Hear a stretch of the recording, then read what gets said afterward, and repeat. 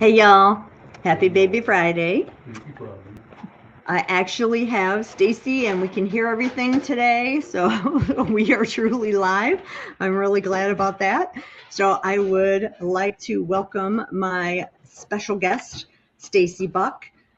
She is the senior consultant, president, head honcho over at RadRx. She's in Florida too. She's another Floridian. Which side are you on, Tracy? Stacie. You call me Stacie. Tracy. Sorry. I know. I answer to Stephanie too, by the way. People like to call me Stephanie. So Stuart I'm like is on Beth, the east. Betty, Betsy. Stuart is on the East Coast, about a half hour north of Palm Beach. Oh, okay. So I'm Southwest side. So yes. And she, sorry, I had to, when we get the Florida people, we always have to know where we are in situation there. So, but she she speaks nationally. Obviously, a lot of people have heard of her that are on today, and I'm really, really psyched when you agreed to come on. She also is author. She does programs on her site for training on diagnostic radiology, interventional radiology. And she is just the guru and the queen of interventional radiology, I like to say. So thank you, Stacie, for coming. Welcome. Thank you for having me. I'm glad everything's working today. That's always a pleasure when everything works nicely. Yes. And I just want to show right before we went live, we started getting people like John. He's like crossing my fingers. So yes, I appreciate y'all all coming back in again. And I see ladies here. So, and she has said that she's been waiting to hear you since last week. So a lot of good people that have come back in anticipation for our discussion today. And we're getting a lot of people. Pam Vanderbilt has joined us. So, hello. Hey, Pam. And so we're getting a lot of good things in here. So as we are talking as normal, y'all, go ahead and put your comments and your questions into the chat. And Stacie and I will hit them as we come across them and see things that we want to be talking about. So the first thing I wanted to do was, for those of y'all that don't know Stacie, was just to kind of get a little bit more background, or for those of y'all that even do, maybe don't know so much of her ins and outs. So I wanted to kind of ask her, some questions about what she does, how she came to where she was, and, just give her some time to discuss that with y'all. So now, from your bio, you've been in the field for 31 years, right? About 31. I'm trying to think. Yeah, 31 years. Oh, I can't believe it. That's a long time. I beat you. I'm a few more after you. So but yeah, it seems like, but we were both in grade school when we got That's interested. what I tell people, that I was a coding prodigy, and I've been doing this since I was like 10 years old. That's like my story, and I'm sticking to it. I tell you, once I was presenting, and there was another speaker that had a similar name to me. Her first name was Betty, but it was a different, and they mixed our bios up, and they put her bio in my thing.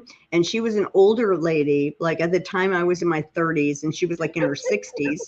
And so I could see when people were sitting before I got started, I was kind of getting these weird, looks, like they would look at it and they would look at me, and then I noticed in there, and somebody said, "Are you so-and-so?" And I said, "Well, no." She said, "I think the wrong," and I looked down in here and they said, "It says that you've been doing this for like 30 years and that you're 60, whatever." And I said, yes, I am. And don't I look good? So, exactly. So I kind of turned it that way and owned it, right? Yeah, put the spin on it. So I have a funny photo story too. This is something that happened to me.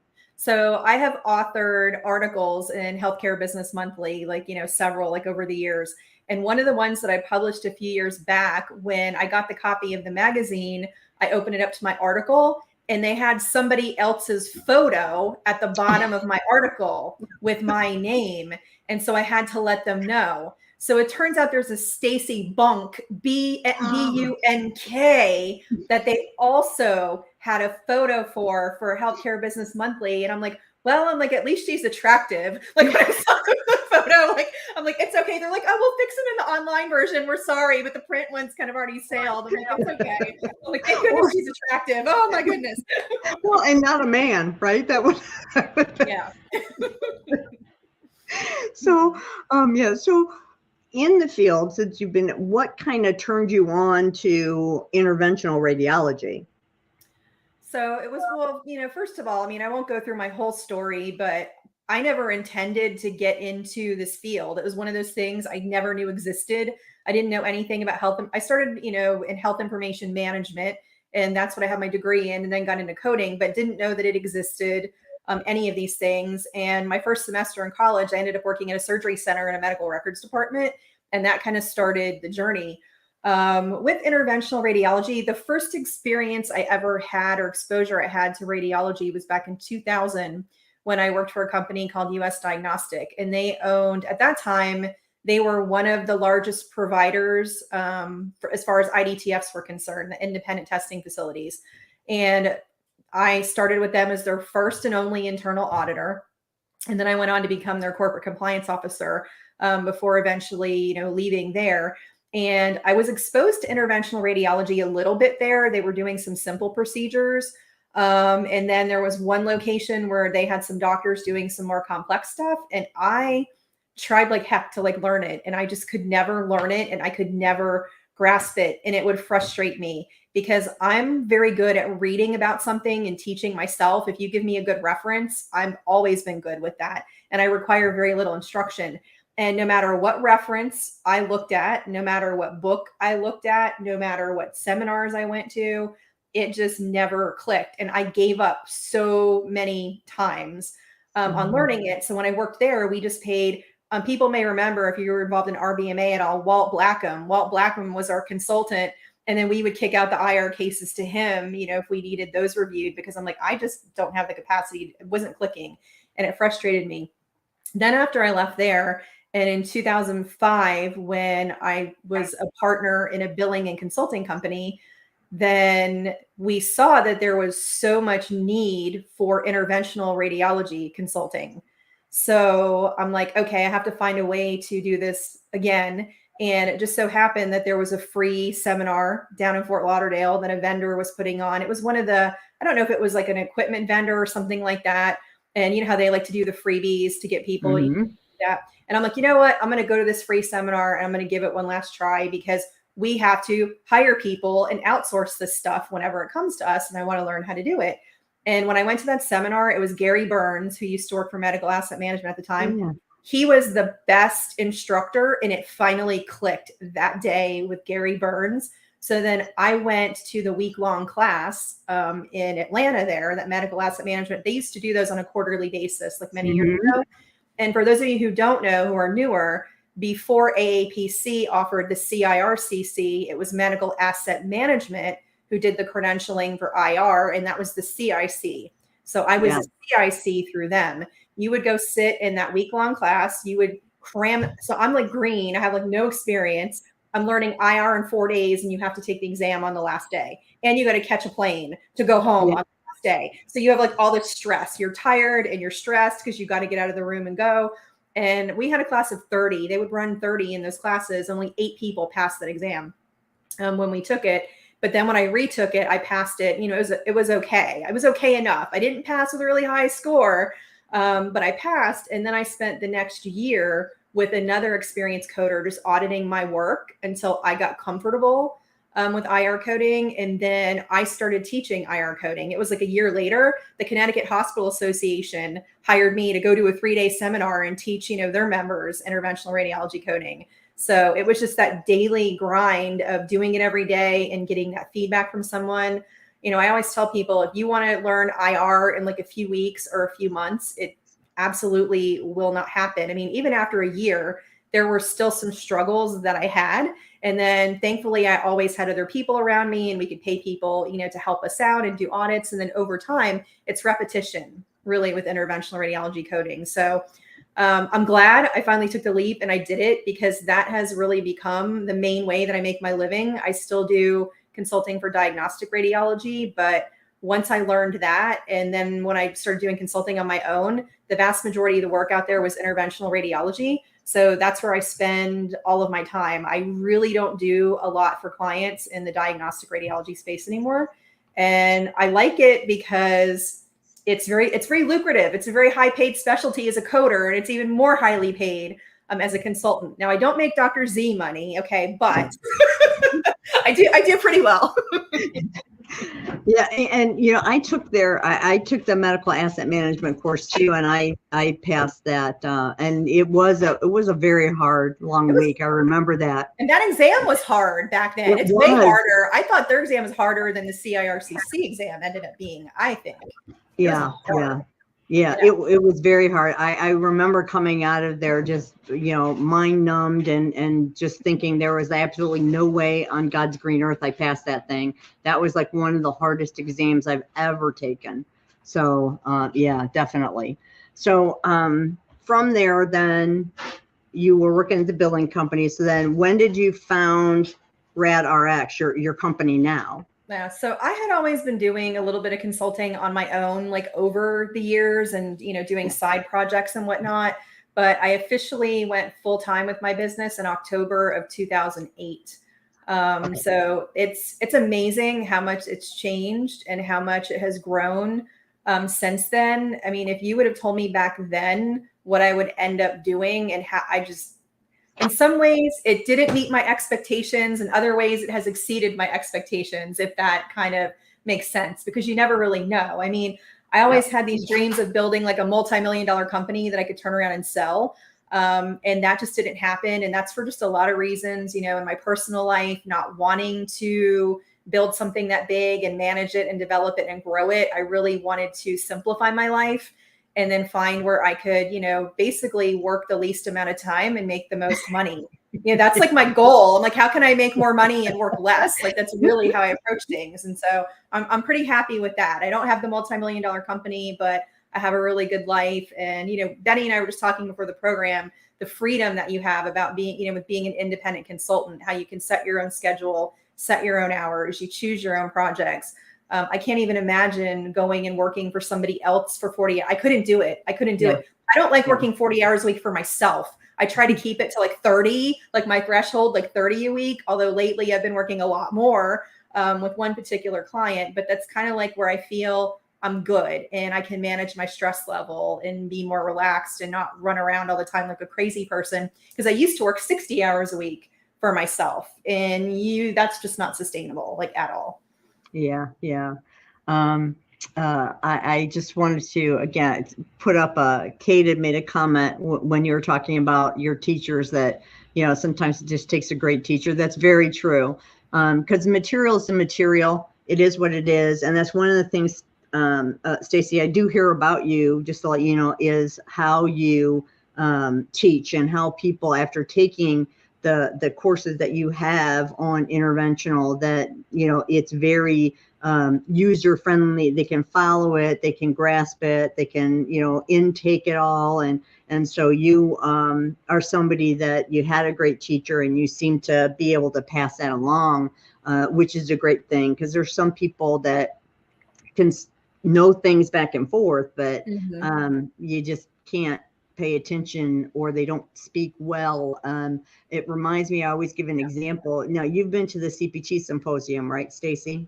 I've never been to one, but I've been to enough coding meetings and I've heard enough coding speakers. So I think I know where you're going with your comments. Yeah, it is all physicians that speak. So you're thinking, well, great. They're all the guys that make the codes. And there was one physician, and he, I believe he was the anesthesiologist, but I just, I was sitting there, and it's like it was that monotone word for word reading from. It was just like, please, you would have to put toothpicks in your eyes to keep them open. I mean, it was like the worst. It's good information, but if you can't put it across right, people aren't going to get it.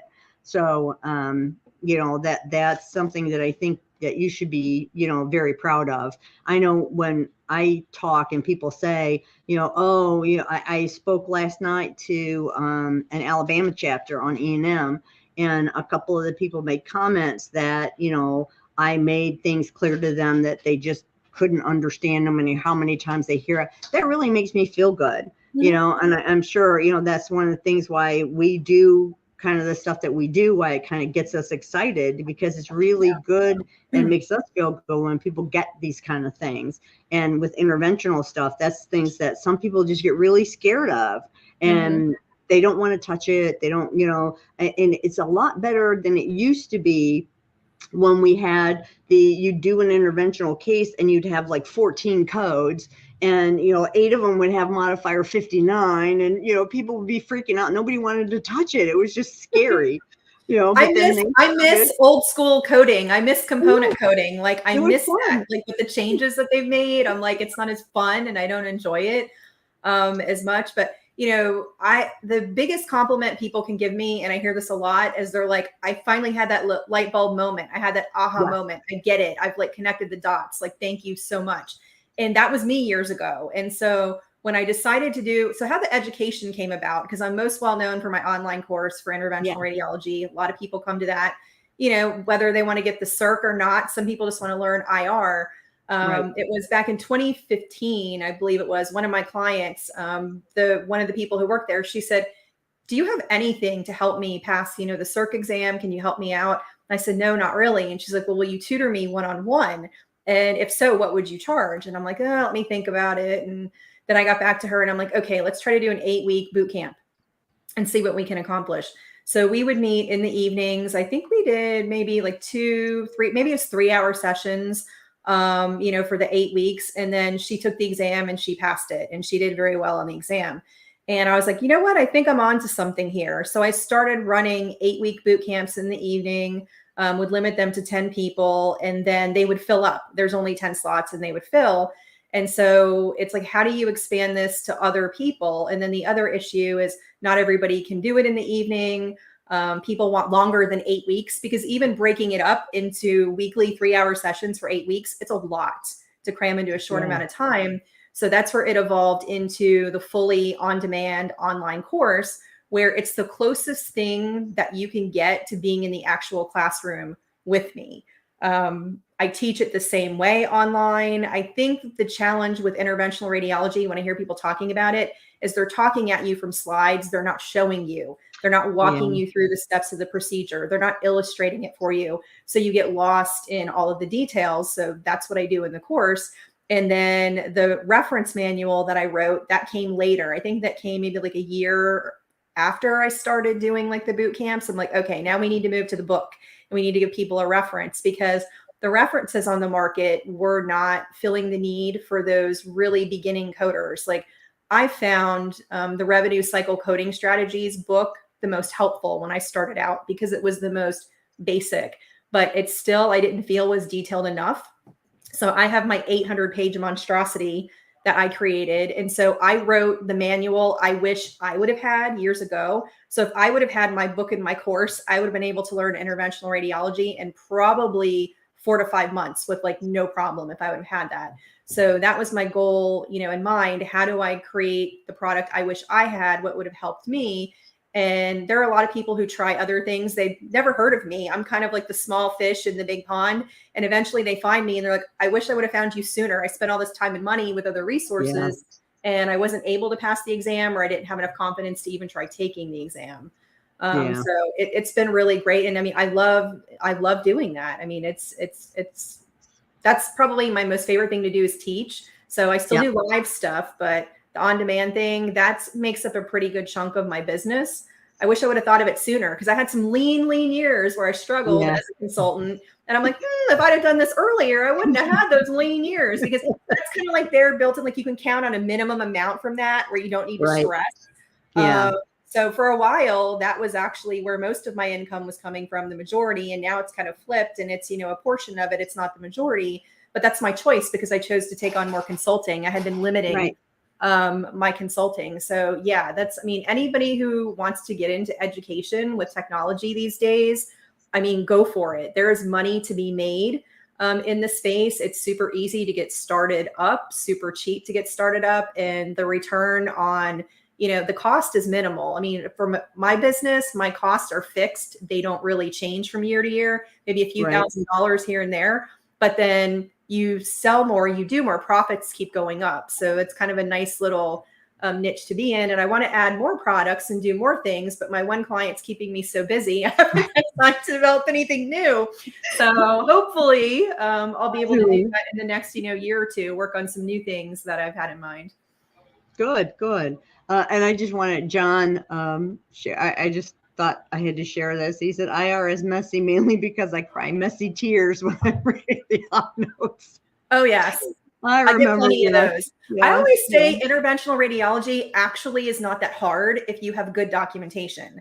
Yes. If the doctors are clear and it's very detailed, I think it's pretty easy. I mean, of course, I've been doing this like for all these years.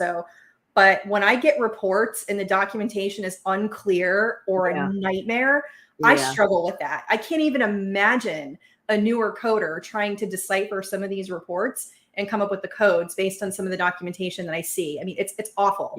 I see the best to the worst to everything in between. Yep. I've gone through ones before where they never mentioned the vessel they're in, they cap the vessel. Well, which vessel would that be? And they're doing all these things. And I'm like, I don't know, first order, second order. I can't tell anything because you never tell me. Yeah, they don't tell you where they are, where the catheter is. They don't tell you where they gained access. They don't tell you what they saw when they injected contrast. Yeah. So they use multiple access sites. My biggest peeve, multiple access sites, and they don't tell you what they did through what access, which you definitely have to know for coding. So yes, there's a lot of work to be done with some of our physicians and some of this stuff, definitely. Now, another thing before we, talk about specifically IR and get people's questions too, is you also podcast, right? And so when did you start doing your Who Cares What Stacie Says, and what kind of, was that just another like outlet for you? Is that kind of what turned you on to doing it?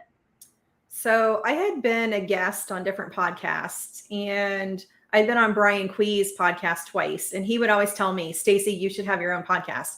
And I'm like, Brian, I don't even know what I would talk about. And when me and him would get in conversations, he's like, Stacie, he's like, you know how many podcast topics you have like here that you could jump up and do? And so back in 2021 is when I decided to launch the Who Cares What Stacie Says podcast. And I did it for a year. I actually stopped last year. I did it for 1 year and stopped because I just didn't have enough time. I mean, my consulting business, took off. I started, working with a new client. I had so many things coming my way last year that were too good to pass up. I just simply didn't have the time to do the podcasting. The podcast came down to two things. I said, for me to do this, it has to remain fun. As soon as it's not fun, I won't do it anymore. And then two, I have to have the time to do it. It can't be like a burden or something else to add to my plate. So when you're looking at things that you need to cut out to kind of prioritize, unfortunately, that was something that went by the wayside. So in the future, I might do it again. I focused more on like career advice, professional development. I didn't get into teaching, coding. I, find people like, oh, do coding. And I'm like, I can't get online and give you my secret sauce on everything for free. That I'm in a niche. I don't have a big, area to pull from to give you like free content as far as coding is concerned. Although I have an idea of something that I want to do on YouTube, and I've been wanting to launch it this year, but again, it's time. I haven't had the time to do it. But just to give you a little teaser, like I do want to do it. It may take me a little bit longer, but something about working through case studies on YouTube and that kind of thing is what I was thinking of doing, where you don't necessarily have to do it on a regular basis. That's the other thing. I got to meet this deadline. I have this scheduled, every 2 weeks. Even blogging, I want to start blogging this year. I have one blog post from the beginning of the year. I haven't blogged. I don't have any time. So it's just one of those things at the end of the day. I can't think about writing a blog post. I don't have anything left up here, to spend on a blog post. So, but I've got lots of ideas that hopefully, maybe if I don't get to them this year, I want to prioritize them for 2024 going into next year. Good. And I want to tell everybody, I put your, all of your information in separate into the chat there in LinkedIn. So here is Stacie's LinkedIn profile. And again, you don't have to try to, write these down. I put them in the chat so you can have them there. And there's how you can find her on Facebook. And also with Facebook, a couple groups. Now, are these your groups on Facebook? Yes, these are my groups on Facebook. It's a good place to come and network with other coders in, both diagnostic and interventional radiology. I don't go in there as much as I used to and answer questions just because, again, it comes down to just time with just my schedule being so crazy. And then the problem is if I poke in the evening, I'm on the couch with my iPhone, and some of these things I just can't answer and address from my from my iPhone. So I don't always respond, there, but I do pop in like here and there. Again, I like to get back to that and being like more interactive, out there. But the other coders help each other out. I mean, if you have a question, I see them answering for each other, helping each other out. If there's like a new case, honestly, there are some like cases people post there. I'm like, I don't even know how to code this. It's something new.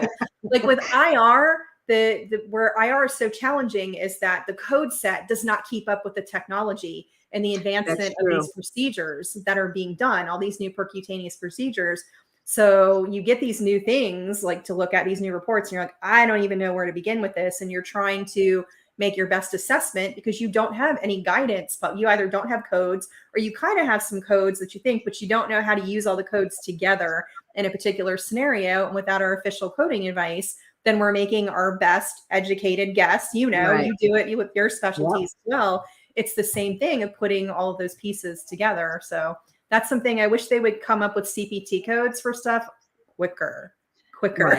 Right. Yeah. Well, yeah. That didn't have to do the panel, the whole long drawn out process. It takes, And then are they going to be category 3 where, then you have that to mess with? And sometimes it does take them a little bit long, I think, to get things going there. Now from an IR perspective, what do you think? I told you why I think people are scared of IR. It was like all the codes, and it just seemed, when I used to teach PMCC, cardiology was always the section that people would come up to me afterwards and say, that was really, really cool. Or they would say, I never want to see that again. It just, people, it's just when you talk about interventional radiology and cardiology, it just seems that people get really scared of it. And so I try to do different things to make it not so scary. But I really find that a lot of people are very hesitant and scared of it. Do you find the same? And why do you think that is?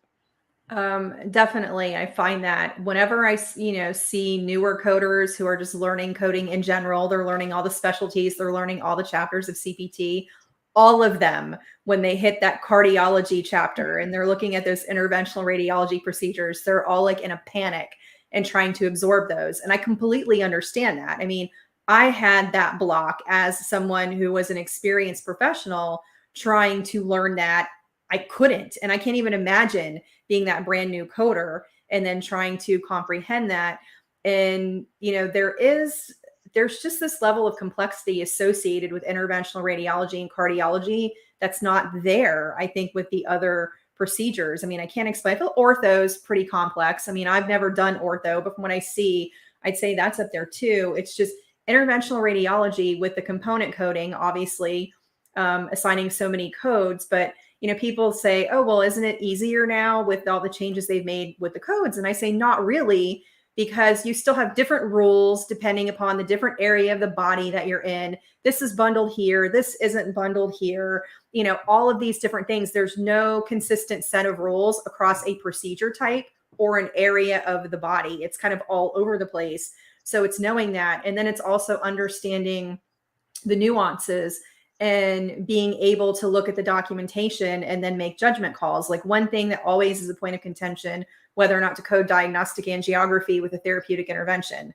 And then what should I see documented? So when I do audits, I'm finding coders are leaving them off in some cases, and I'm coming back and I'm saying, you should put this on. And then I tell them why. Well, they're like, but it doesn't exactly say that. I'm like, it doesn't say it in these words, but if you've seen enough of these cases and know the logic and that I have the ability to make that determination based on my experience. I get it where a newer person would be hesitant to be able to do that. And then you have other coders who just code it all the time. Yeah. And then there's no, and I'm like, well, no, you have to look for specific, there are certain scenarios where it's more likely that you'll be coding it most of the time. And then there are certain scenarios that are more likely that you will be coding it, minimally. You won't see it a lot with those cases. So it's really learning that.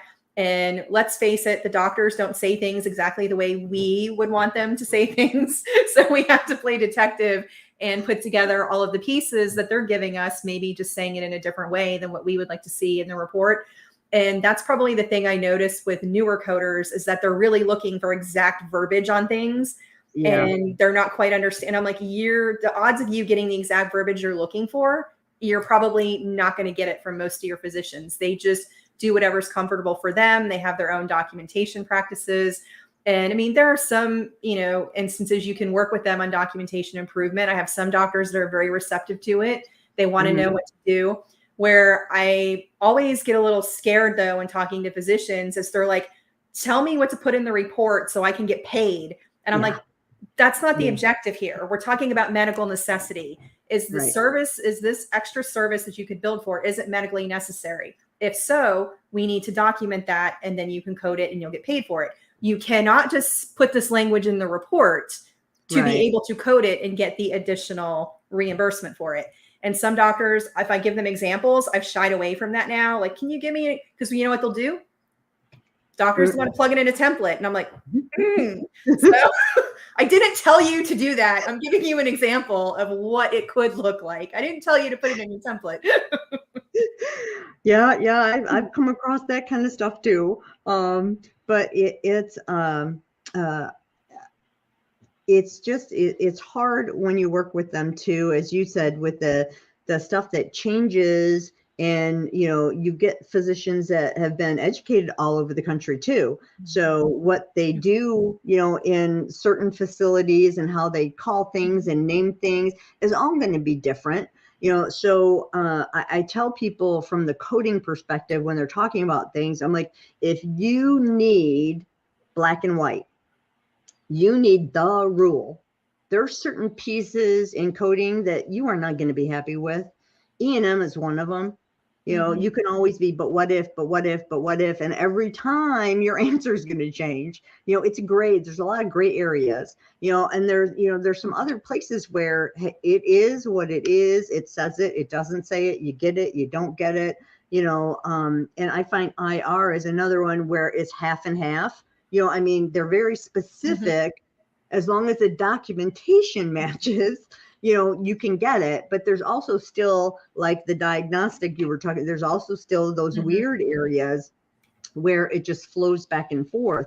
So, which brings me to the, what do you think would make, for people that are on, and people, if y'all have questions about this, throw them out there. What would make somebody a good IR? What kind of person would make a good IR coder? Yeah, it's definitely attention to detail, for sure. You have to dig into the details of the report. And I think that's probably the biggest struggle with coders when they're learning IR, is taking that report that can be very lengthy and then deciding what's pertinent to coding and what is not pertinent to coding. And then honing in on those things that are pertinent to coding, because there's a lot going on in that report that will not generate a code and has nothing to do with the coding. So I think that's part of it. And you have to be accustomed to seeing your documentation differently. Like some surgical procedures, when you get an operative report, even from physician to physician, there's not a lot of variation. There's a lot of standardization. You know it, you see it, you know it. That is not the case with interventional radiology. And in working, with certain people through my clients, when they're learning interventional radiology coding, they'll set up concurrent auditing, through me, and I audit the work. And then sometimes I've had situations where the employers are frustrated that the coder isn't coming along quick enough. And I have to explain that's because the reports that they're getting every day, it's not like the reports that you get on Tuesday are identical to the reports that you got on Monday. There's a lot of variation, in interventional radiology procedures. And then the ones you get on Wednesday could be very different from what you had on Monday and Tuesday, because there is so much variation in how the procedures are done. even with the same physician, depending, there's anatomy, there's variant anatomy, that's going to affect the coding in a lot of cases. So there are so many different pieces of the puzzle you have to keep in your head. I mean, you have to be really strong on anatomy and physiology, vascular system, in particular, where other specialties, if you maybe don't have a strong of A&P knowledge, you can kind of, wing it a little bit. I'm not saying that it's not important. Every coder needs it, but some it's more straightforward and it's easier than others. And then, clinical knowledge, if you have that, anywhere, that's always helpful to a coder. If you can gain any type of clinical knowledge to help you get some insight into the procedures, why they're being done. Particularly, I know some people are like, oh, as a coder, I'd love to go in and watch them do the procedures in the room. I've never done that. I don't want to do that. I don't want to be anywhere near a patient in a procedure room. I would have anxiety over that, and I wouldn't enjoy it. When I used to work in a hospital many years ago I worked for HCA years ago, right out of college, as a revenue analyst. And I used to do charge audits for the hospital. And they told me, they're like, you can, scrub up and go into the OR and you can watch. So, I'm like, no. Thank you for the offer, but I am not doing that. I'm like, I can't. I can watch it on TV, but I can't see it in front of me. There's just something about that. I'm like, no. Yeah, I've done that and I really enjoy it. So I'm one of those people. Some people do. Yeah. So I've been in the cath labs and watched different surgeries take place. And for me, I think it's helpful. And I tell people, if you can take it, it's helpful because you get an idea of the complexity of what's going on. And that, why is this procedure worth so much more than this procedure? If you can kind of really see what's going on in there, you get a better understanding of, what they're doing. So I enjoy that. So yeah. Well, now we have YouTube. Years ago, we didn't have YouTube. Now you can see how a lot of things are done on YouTube and you get an explanation, but I'm like, I don't want to be in a room. No, that's no. And another thing I found with the reporting from coders is that interventionalists and cardiologists, they tend to do theirs backwards. Like they'll put their findings and then they put, like when they do their SOAP notes, they kind of do the assessment and plan first and then do the other. And some of them with the interventions, it falls that way. And something small like that, I have found really throws people off when they're going through the reports. So I'm just like, well, you do have to not be that regimented when you're looking at things, and that just not with IR, with anything, you are going to drive yourself bananas in our field if you're that regimented. Yeah, every doctor has their own way of doing things, their own preferences. And then I don't know like about you and like your specialties, but this whole thing with like the structured reporting, I do not like it for interventional radiology. I do not like it because I don't feel that it has the level of detail that we really should be seeing. Some are better than others, the structured reports, but I like the old school physician dictating the operative note on what he or she did and not trying to decipher a structured report, because you don't necessarily always know where the catheter was for the contrast injection, which is important to coding. You don't necessarily know if there are multiple access sites, which one they went to, if they went back to the first one, if they're in the second one. So I think there's a lot of gaps in structured reporting. I know that they want to use it to make documentation more efficient, but sometimes I feel like on the revenue side, if you're coding strictly based on documentation, you're losing out. And some physicians don't want to provide addendums. I mean, I've worked with a lot of, providers over the years, and some physicians are like, I gave you everything you need. I am not giving you anything else in this report. It's all there. And it's like, okay. And so you have to roll with it. And then you're like, well, I'm not going to assign these codes for you if you're not going to give me the documentation. But some just don't want to change their practices at all. And then others come looking for you and begging, please show me. But it's usually tied to revenue. I've had experiences lately where there are people, oh, we're not making as much money. We don't see, our revenue's down. What can we do? Can you review our documentation to see if we're missing? And I'm like, you're looking at this from the wrong perspective. I understand your point and your panic. And then I do documentation reviews and I say, your documentation is perfect. There's nothing you can change. There's nothing else you can do. There are many other reasons for revenue declines. Reimbursements decrease all the time, because I've had providers say our volume has gone up, and this isn't just IR, this is diagnostic radiology a lot. Our volume's gone up, but our reimbursement hasn't. It's dropped or it's about the same. Like, well, you have to factor in all these multiple cuts you're getting. They don't all come from one place. And I think that's why, but they all factor into that bottom line reimbursement, and it's multiple hits that you're taking at the same time without realizing it. And then you're like, okay, what can we do to get more money? And I'm like, it's not about what can we document to get more money. It's, are we correctly and accurately documenting what we're doing already that would then get us correct reimbursement if we're leaving anything on the table. Yep.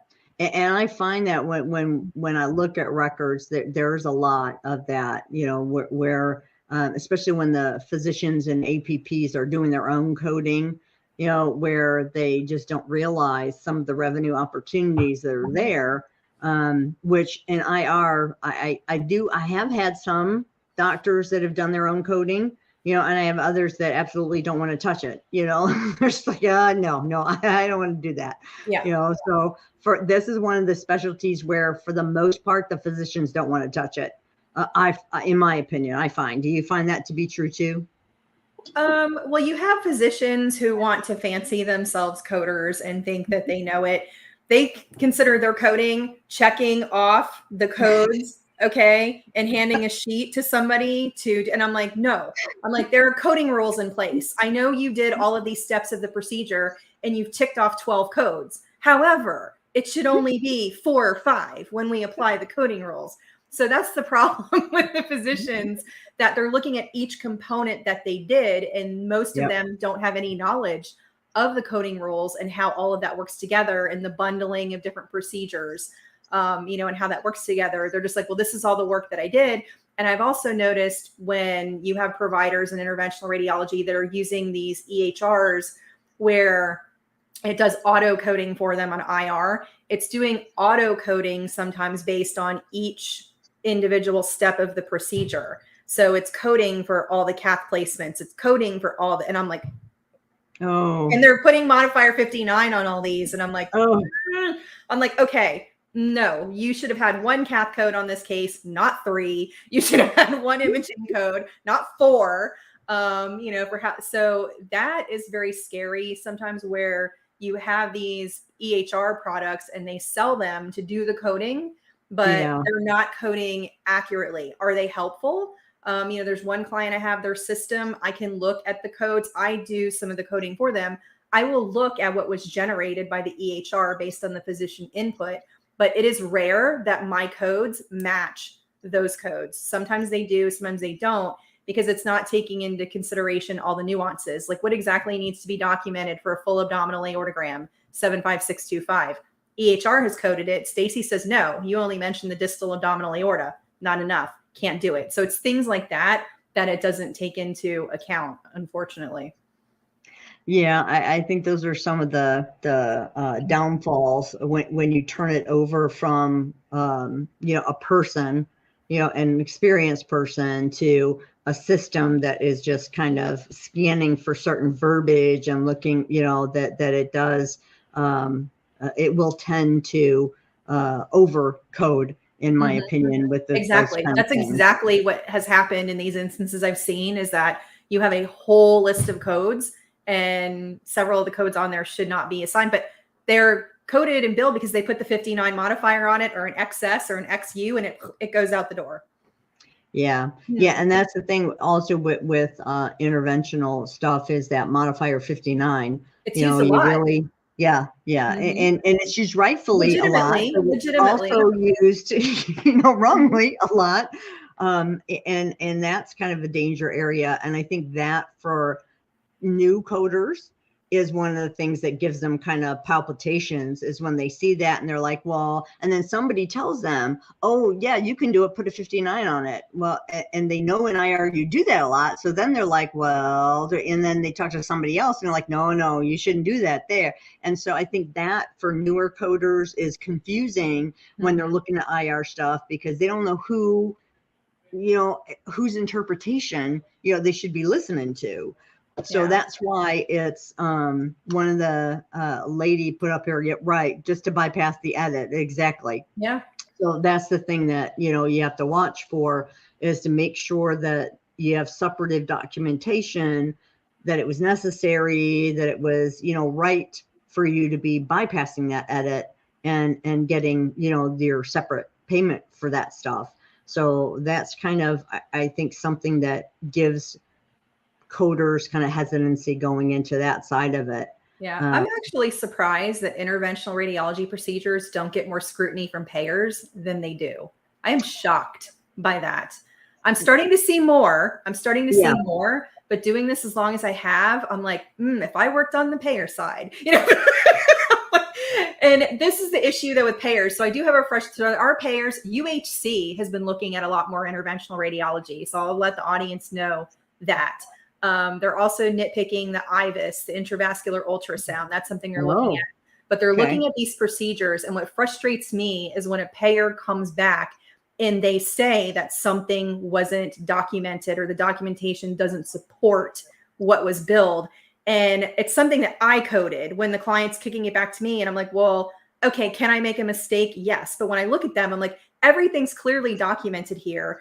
And what I see is that whoever is reviewing that claim has zero understanding of the coding rules for interventional radiology, which frustrates the hell out of me because you have people who don't understand it, who are denying these claims for coding when they are 100% coded accurately. Then you have to go through a detailed explanation of where the codes are coming from.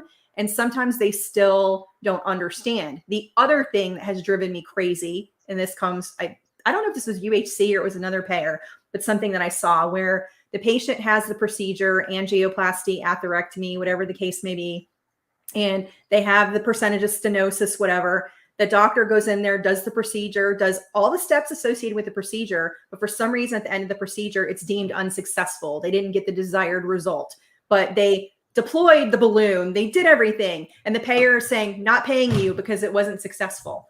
I'm like, they did all the work. You don't know the outcome until you do the procedure. It was medically necessary to begin with, but now after the fact, and these cases could have taken the physician longer. If they're having trouble, they'll try to balloon it. They'll try different things. And they're saying nothing. We're denying this. And I'm like, are you kidding me? And I'm like, then you have to get physicians involved, physician to physician and that kind of stuff. I'm like, this is crazy. I'm like, all the work was done. I'm like, it's unfortunate that they didn't get the desired result, but the patient was there. The same time and resources were expended on the patient, possibly more, because they're trying to get the result. They keep them longer. They're working on them longer, and then they're not paying the providers. That has been my biggest frustration I think I've seen, where I'm like, because those come back to me. I'm like, what do they mean? I'm like, the doctor did all the work. I'm like, it's coded correctly. I didn't need a modifier. If anything, we should slap a 22 on there. There you go. Yeah. And I think that's why up to now, we haven't seen as much on the payor side because they don't have people that understand it. And so they've been afraid to touch it because they don't want to go through all the rigmarole just to keep getting it shoved in their face that they're wrong. So they've kind of left it alone. But as they keep looking for more and more money, they're starting to kind of creep in over to things. But yeah, I agree with you. In some of the different specialties I do, when we're looking at payor take back requests and other things and them denying things, I'll go to them and we'll say, well, do you have somebody, is the person that looked at this somebody that knows this specialty? And, most of the time, no, it's not, so that's where the issue comes back, where you can go back at them. It's apples and apples. You got apples and oranges. If you have somebody that has no knowledge looking at this, they're keying on some certain word that they want to see. And if they don't see that word, then they throw it out, so yeah, that definitely is a frustrating point. And I don't, unfortunately, it's just something that I think we have all learned to deal with and just kind of put it in as part of what we're, having to go through with what we do. But it's not right. I totally agree with you on that. So the last thing I wanted to talk about that you brought up to me to talk about, which I think is a great idea, was AI and how AI can be used and is being used in radiology and other specialties. But since we're talking about radiology, for like coding and doing things like that, So from that perspective, how much of that are you seeing? And you brought up a really good point when we were talking, beforehand about computer assisted coding versus AI. So for people that are watching or listening, AI is being spread out, and as we've seen all over the TV, and a lot of people on LinkedIn have been making comments about it. It's in healthcare, and it's in coding, and it's in our side of it and what we're doing, and it's there already. So if you kind of think about that CAC, or computer assisted coding, that was more heavily used on the facility side, there's kind of differences between that and what AI is, which is kind of a step up or a step above kind of what that concept was. But you're seeing that and assisting with that in the diagnostic and radiology space. So can you, kind of go through CAC versus AI and kind of, where you see this going? Yeah, so I'll talk a little. I mean, I usually ask people usually ask me, let me rewind there, about the effect it will have on coders in the future. It was a couple months ago when I had returned from the Radiology Business Management Association conference in Hollywood. I made a post on LinkedIn about how I had been working with Maverick Medical AI for the past 2 years to build their autonomous coding solution for diagnostic radiology. And some of the feedback I got is, don't you feel that you're taking jobs away from coders? So I guess some people would see me as a traitor, okay, to be working with the company. But here's the thing, this technology is coming. We have no choice. You have to embrace it and you have to adapt, or you're going to be left out. This isn't something that we can stop no matter what we do. So what I like about working with the company is that, I serve as their subject matter expert for diagnostic radiology. And I like the fact that they came to me and have a true SME helping them build this. I started working with them 2 years ago. And I think that's something that's lacking, where a lot of these technology companies want to build these coding products, but they don't have subject matter experts, and they don't have these expert level coders that are giving them input into how to build these, and then also doing validation on what they're putting out there. So there are a lot of job opportunities I believe that will be coming up in the future for these technology companies who are in this space to work with people with coding experience, people who've worked in revenue cycle. You have to have those people with the firsthand knowledge to help you build your product, and then also even work with your clients and keep it successful, because there's just that knowledge that those technical people will never have. Just like I will never have the knowledge of the research and development team. I mean, these guys that I work with are amazing. They have the most brilliant minds, and they're data scientists, and they're into all these things. And I'm I don't know, that when they're talking, I'm it's another language. I'm I don't necessarily understand what they're saying. And then I have to, so they're translating for me, and then I'm translating for them, coding. And so we work together. So it's kind of enjoyable to be a part of that. Now, as far as how the product works, CAC versus AI will eventually replace CAC as we know it now. Now, you all, if you've been in the industry for a while, any of you who've been in it for years, when CAC first came out, I first started using it back in 2005. They said, coders were worried. Oh, coders are going to be eliminated. Coders aren't going to have jobs. CAC is going to do it. CAC never happened. People didn't lose jobs, coding jobs. Coders didn't lose jobs because of CAC. It also never delivered on its promises, I feel, as far as what could go direct to bill. I can remember them saying, 70%. That no, never happened. We always did 100%. We never let anything go straight to bill, even 3 years into it when I was using it. And I find out in the field, you might have direct to bill on CAC, maybe about 50%. That's a good number. Usually you might get somebody occasionally higher. So it's only hit that threshold about half of the time. And this technology, the company I'm working with, they have proof of concept that it's 85% direct to bill at the time of go live. And when I first started working with them, I'm that can't be done. It's not going to happen. Well, I'm shocked. And working with them, I'm wow, they actually have, this model and this great thing that can actually deliver, on this. But to me, it's a tool for the coder. Coders are going to become auditors. That's just a fact. Medical coders are not going to be sitting in the roles that they're sitting in now. You're not going to have as many production coders sitting there coding charts 40 hours a week. You will end up working with the technology companies, building the technology. You will end up working for employers, doing those auditing, techniques, also doing documentation improvement. We know garbage in, garbage out if the documentation is good. So there's a lot of work to be done by those people who have the skill set that comes with a medical coder, but will you have the title of medical coder in the future? Probably not. So I like the technology because it has the ability to get rid of the redundant things, the simple things that nobody needs to touch. Like, do we need people coding chest x-rays and expending energy coding chest x-rays? No, we do not. That's something like very simple. So, the technology is in its newer stages, but over time, will it be able to code more complex things? Absolutely, over time. Do I think that's going to happen anytime soon? I do not. So I think everybody can breathe easy, because I see what, I see what the different companies are doing, and it's just the technology isn't where it needs to be.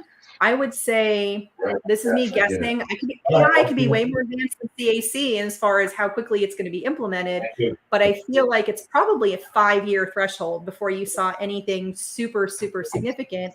And then you also have to, realize it's implementation. Providers implementing this, are they going to spend the time and money to implement it? Do they have the budget to implement it? Yeah. There's supposedly a big return on investment for these and every company's different. I can't say what the ROI would be with the different companies, but there's a lot of factors there. And I know in working with large health systems, even to get my contracts approved, oh my gosh, it takes forever. So when you're talking about a major capital expenditure, it takes years for them to even budget for it and stick it into place and do anything. So I don't see it having a large impact anytime soon. But I just always tell coders, always work on building your skill sets, learn new specialties. Go to those complex specialties that AI will have, like IR. I want them to do this in this space. I'm like, please, guys, can we build something for IR? I want to try this. I want to try to make this happen because it would be really exciting.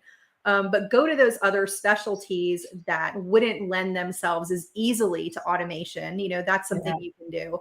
And then clinical knowledge, again, that's always key. And, I'm so happy we live in the internet age and we have all this access to free information. I mean, honestly, I don't think people need to go to college anymore. I think you could learn everything you need to, on the internet. Seriously, there's so much free information, out there. If you're that go-getter, self-motivated, self-taught person, there's so much out there. So it's really just learning to adapt, but I don't think it's going to be a quick transition. I know people look at Chat GPT and things like that, and that kind of scares them. Chat GPT and medical coding, two different things. We can't even, it's like apples and oranges as far as that's concerned. Although Chat GPT, I'm very impressed with what Chat GPT can do with the little bit that I've played with it, how it writes things, which is amazing. And I remember this is kind of like something I was just doing for fun. I wanted to send somebody a funny golf poem for their birthday, to a golfer. I'm a golfer, and my friend, who's a golfer. And I asked Chat, it gave me this really long, funny golf poem. And I'm like, let me try. It gave me another one completely. It kept spitting out. I'm like, how does it do this? I'm like, I don't even know. So that was pretty cool. Yes, that is. And we have a couple comments. Lady said, she thinks that AI is here to stay, but we need to be careful how we utilize it, which is agree. And that, again, she further, said about AI, needing that human component, because, just like people, the accuracy is going to evolve and things like that. So, I don't think it's coming for your jobs like tomorrow. But always, as Stacie said, it's a great idea to keep updating things and learning new things, networking, as we always talk about on here, are all good things, so that you hear about where it's going, what's coming up, and, what you need to kind of get your eyes on and kind of get involved in.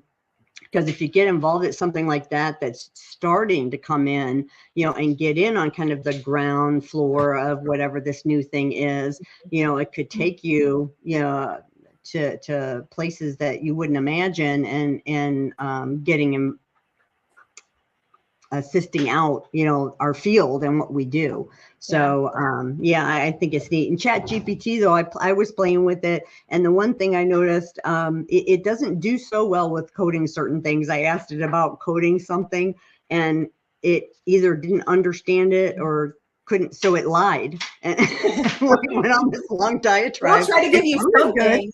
Yeah, it'll try to give you something. It'll answer you, but it's probably nothing like that you want. But so I just want to quickly give out like a plug to like being like on LinkedIn. Okay, getting on LinkedIn is so important in networking there and like seeing what different thought leaders are posting, keeping up with the things that are happening in the industry, and then also it's a way to elevate your profile. The only reason that I ended up getting hooked up with this company, who actually is in Israel, the company that I work for, they're headquartered in Israel. The CEO found me on LinkedIn, and that's how I started working with them like 2 years ago. He was looking for a subject matter expert, and he came to me, and that's how we connected. And I was somebody for the longest time, never used LinkedIn, kind of sat, for years. Many of us had the profile, probably sat there, never did anything. And then all of a sudden, LinkedIn became the place to be. And then I saw people talk about how you could use it, for business and to promote yourself and build your brand. And I'm like, I think I'm going to spend some time, because Facebook went down the tubes. You can't get any reach and you can't do anything on Facebook anymore. It used to be decent for me at one time.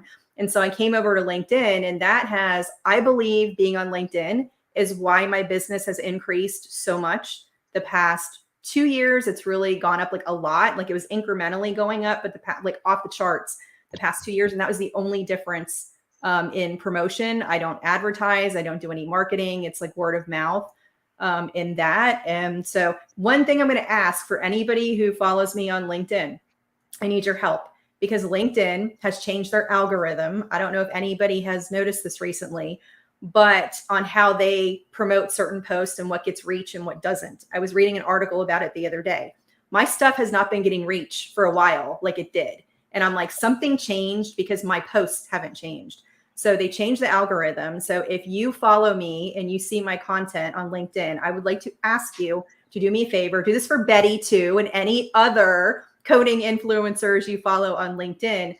Comment on their post. Share their post, because that is the only way that we can get the reach back that we have lost from the changes. I mean, I'll go on and look at a post and it'll say like 87 impressions. And I'm like, you've got to be kidding me. I'm like, that never happened before, on a post. Like I'm not seeing that. And so when I saw the changes that they made, I personally feel like their changes help people who are already very popular and who are the huge influencers. And I'm like, you're kind of not helping the little guy. So I kind of feel like they're screwing us like Facebook did, pardon my French for using that word, but Facebook was really good for a while. And then eventually Facebook is like, oh no, if you want to reach anybody who's on your page, you have to pay to reach the people who already like your page. And then they kept charging more and more and more. And I think LinkedIn may get to the point of possibly boosting content eventually, like a Facebook. There's still a component where you can do paid advertising. But anyway, if I can't get the reach I want, that's something I will cut out and I just won't do, because there are so many hours in a day, and I will stop posting if I can't get the reach. If nobody's seeing it, or only a few people, there's no point in me taking the time and energy to do that. So help me out, help your other people out. I like helping people. I enjoy doing it. But again, if people aren't seeing it, then it's not worth my time to put the content out there as much as I enjoy doing it. If like I'm speaking to a wall, then it doesn't really matter. No, and that's good to know, because I didn't know that. And I do post a lot and put a lot out there, as you do, and others, Sonal Patel and Terry Fletcher. We all like to get involved out there. But if we're not reaching people, it's kind of futile. We have a lot on our plates as it is. So I always enjoy when people comment and do stuff. The likes don't even really seem to do it. It's the sharing. And if you share, they want to see that you are making a comment about the share, not just merely sharing. I don't know, this thing with like links to something outside of like LinkedIn. They don't like that. That's always been a problem. And you have to kind of try to hack around that.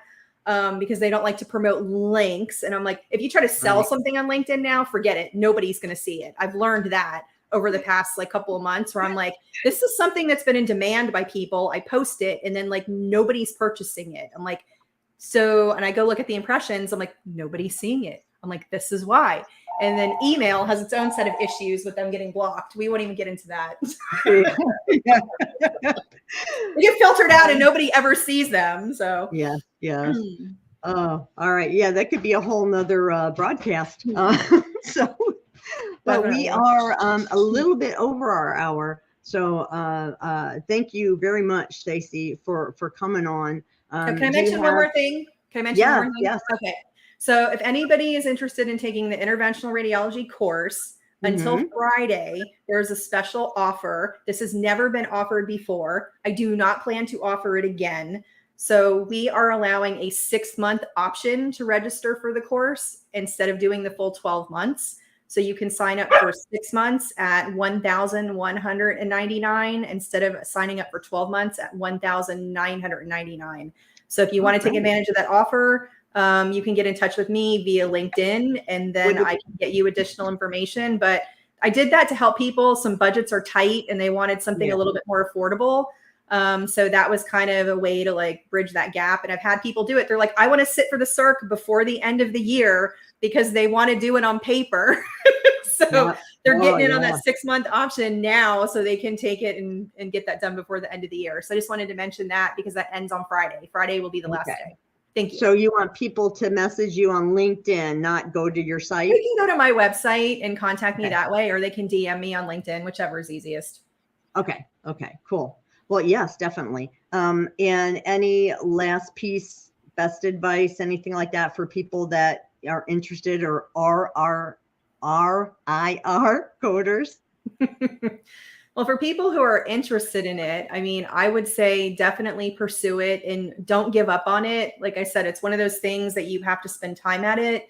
And it's about, repetition, for sure. That's the biggest, thing. I think my course is the best. So if you're considering it, I think you should start.